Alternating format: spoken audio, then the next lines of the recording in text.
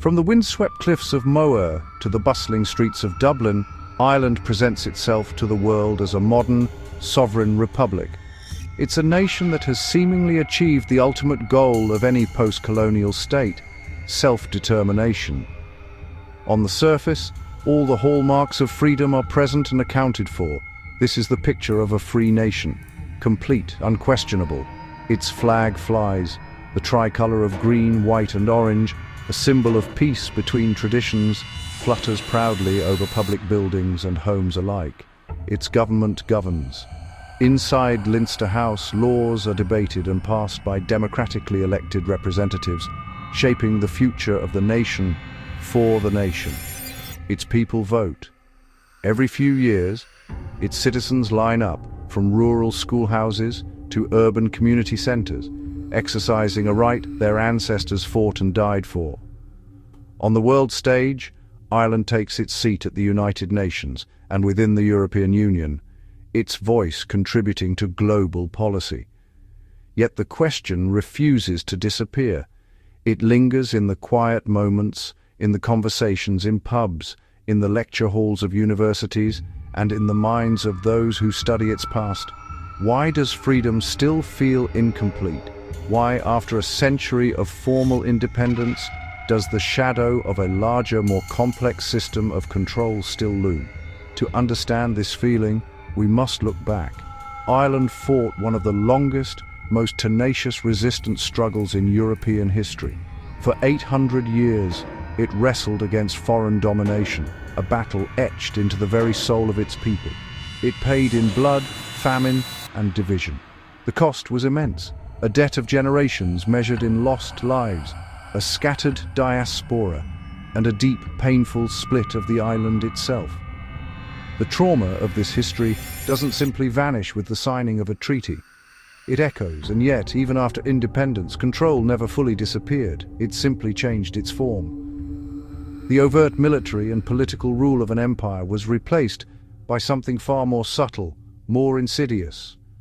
A new kind of power that operates not through soldiers, but through spreadsheets, not through viceroys, but through financial instruments and legal frameworks that extend far beyond Ireland's shores. This is not a story about flags or the romantic ideal of revolution. It's not about the past, but how the past has engineered the present. It is a story about power, the hidden power of global finance, the unseen influence of multinational corporations, and the quiet erosion of economic sovereignty that defines the 21st century. This is the story of how a nation can win its freedom, only to find itself fighting a new battle for control. The year is 1922. After centuries of struggle and a brutal war of independence, a new nation is born from the ashes of conflict, the Irish Free State. For the first time in modern history, a form of Irish self-rule is recognized by its powerful neighbor, Great Britain. The fighting has stopped. A treaty has been signed. On paper, this is the dawn of a new era. The Anglo-Irish Treaty was hammered out in London under immense pressure. The Irish delegation, led by men like Arthur Griffith and Michael Collins, were not negotiating on equal terms. They were envoys of a fledgling republic, facing the full might of the British Empire, and a stark ultimatum from Prime Minister David Lloyd George: sign the treaty or face an immediate and terrible war. They signed.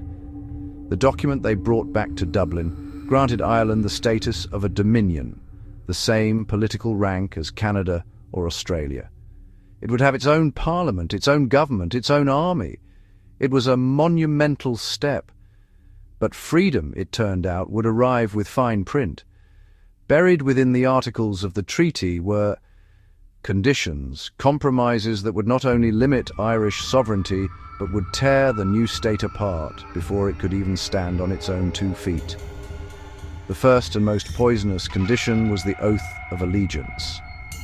Every member of the new Irish Parliament would be required to swear an oath, not to the Irish Republic they had fought for, but of fidelity to the British Crown. For the veterans of the Revolution, men and women who had sacrificed everything to break the connection with Britain, this was an impossible concession. It felt less like a partnership and more like a surrender. The second condition was the partition of the island. The treaty formally recognized the existence of Northern Ireland, a separate statelet created just 2 years earlier to ensure a permanent Protestant and Unionist majority in the northeast. The new border wasn't a historical or natural boundary. It was a political scar drawn on the map, dividing communities, farms, and families. A boundary commission was promised to review the border, a vague hope offered to make the deal more palatable, but the division was set in stone.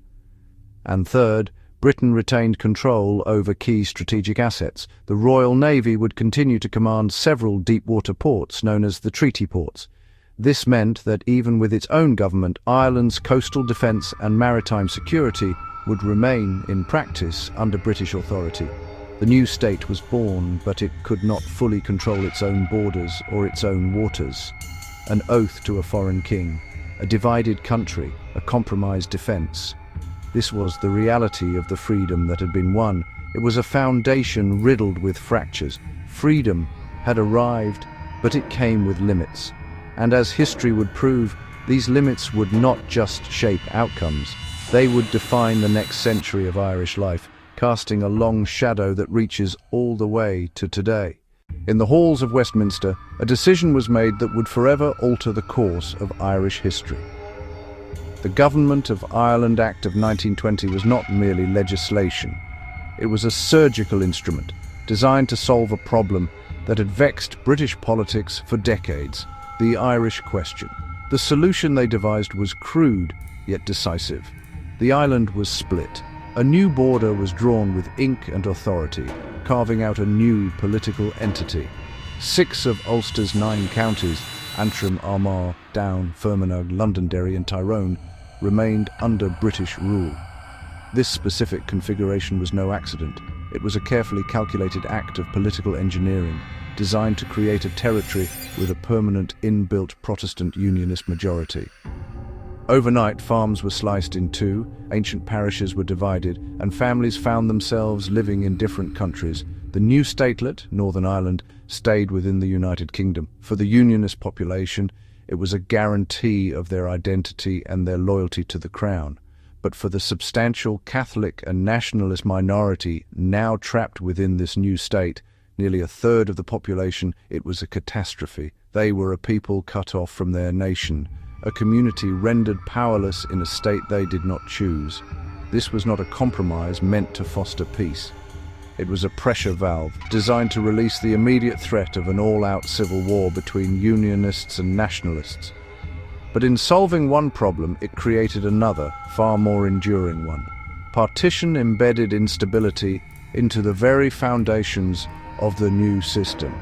The state was built on a principle of exclusion, its institutions designed to maintain the dominance of one community over the other.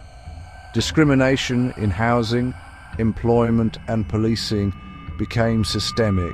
The grievances of the nationalist minority were ignored, their political aspirations suppressed.